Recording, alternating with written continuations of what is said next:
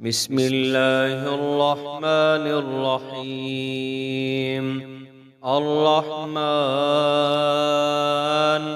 علم القرآن، خلق الإنسان، علمه البيان. الشمس والقمر بحسبان، والنجم والشجر يسجدان، والسماء رفعها ووضع الميزان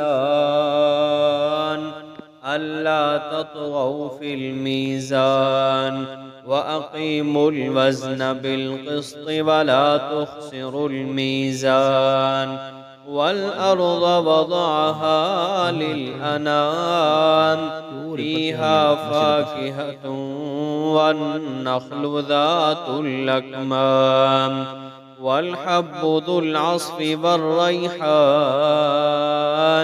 فبأي آلاء ربكما تكذبان؟ خلق الإنسان من صلصال كالفخار، وخلق الجان من مارج من نار. فبأي آلاء ربكما تكذبان؟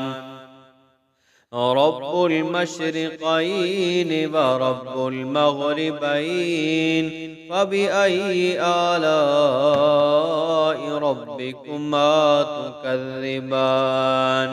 مرج البحرين يلتقيان، بينهما برزخ لا يبغيان. فبأي آلاء ربكما تكذبان؟ يخرج منهما اللؤلؤ والمرجان. فبأي آلاء ربكما تكذبان؟ وله الجوار المنشآت في البحر كالأعلام. فبأي آلاء ربكما تكذبان؟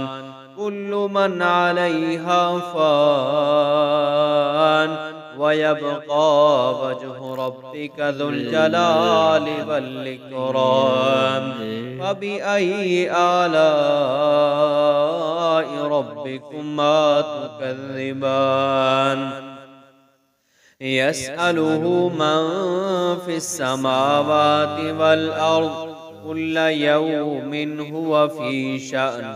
فبأي آلاء ربكما تكذبان؟ سنفرغ لكم أيها الثقلان. فبأي آلاء ربكما تكذبان؟ يا معشر الجن والإنس إن استطعتم أن تنفذوا من أقطار السماوات والأرض فانفذوا، لا تنفذون إلا بسلطان. فبأي آلاء ربكما تكذبان؟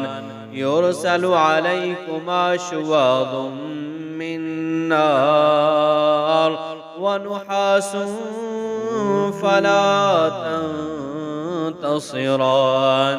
فبأي آلاء ربكما تكذبان؟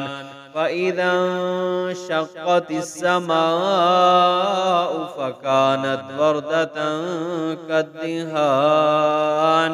فبأي آلاء ربكما تكذبان؟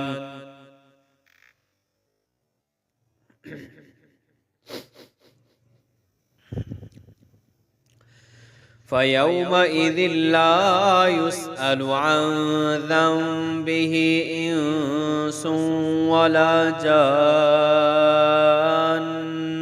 فبأي آلاء ربكما تكذبان يعرف المجرمون بسيماهم فيؤخذ بالنواصي والأقدام فبأي آلاء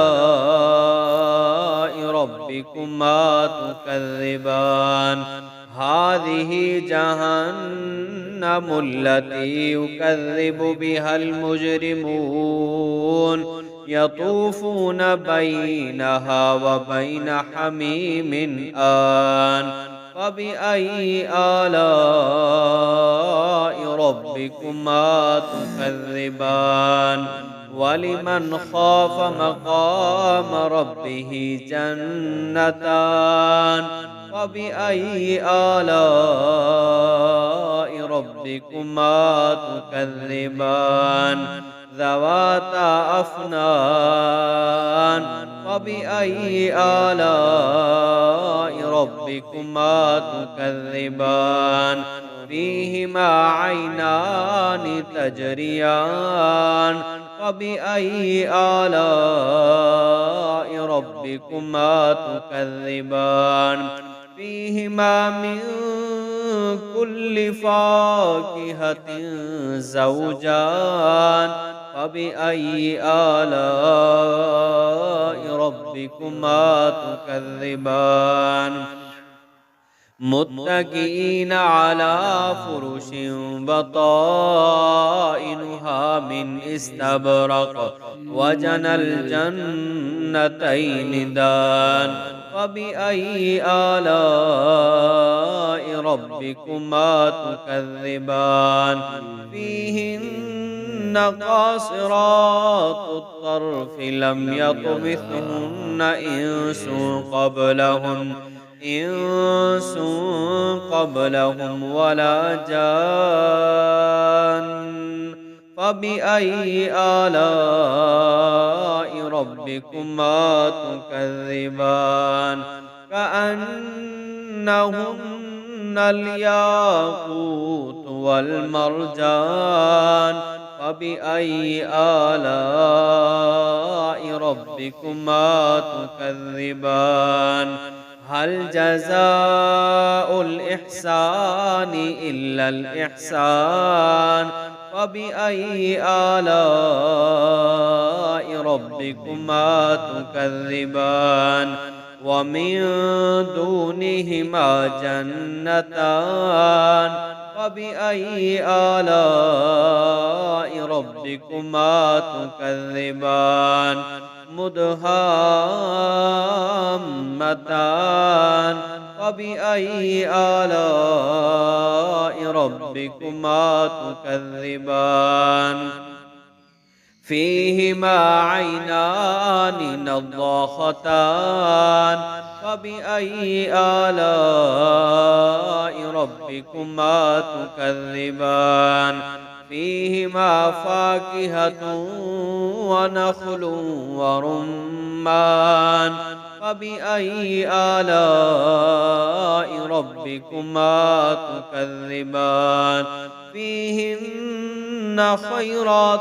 حسان فبأي آلاء ربكما تكذبان حور مقصورات في الخيام فبأي آلاء ربكما تكذبان لم يطمثهن إنس قبلهم ولا جان فبأي آلاء ربكما تكذبان متكئين على رفرف خضر وعبقري حسان فبأي آلاء ربكما تكذبان تبارك اسم ربك ذي الجلال والإكرام.